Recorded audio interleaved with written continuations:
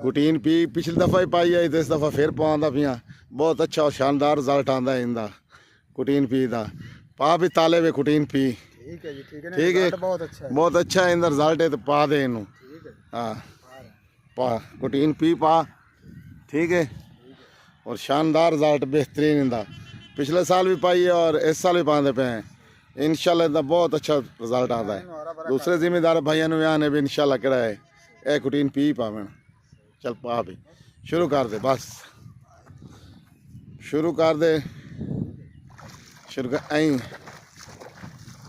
बिल्कुल क्या बात है, कुटीन पी पवांदा पियां। इनका पिछली दफ़ा ही शानदार रिजल्ट आया है और इंशाल्लाह इस दफ़ा भी जेडे कि पवाई है 4 दिन पहले उनका कलर चेंज हो चुका है। वो परली साइड पे खड़े ने और फर्क साफ ज़ाहिर मालूम होंदा पिया होना है। लगे इक्के दिन इन्होंने हुण पवा रहे हैं और जो परले सामने नज़र आ रहे हैं सबज तुहानू उन्होंने मैं पवाए हो गए 4 दिन पहले। फर्क तुसी आप देख लो कुटीन पी दा।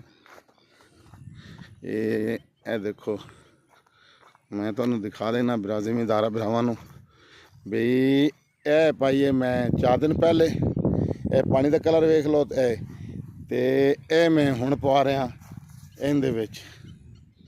इस खेत दे विच हुण पौंदी पई है ए देखो, ते इहदे विच 4 दिन पहले पाई। फर्क आ गया।